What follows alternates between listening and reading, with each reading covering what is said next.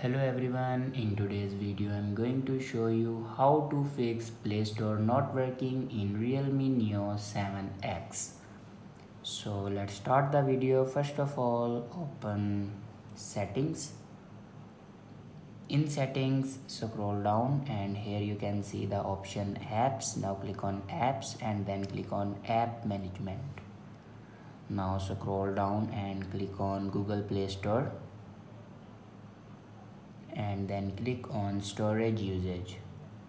Now here you can clear the cache memory of your Google Play Store.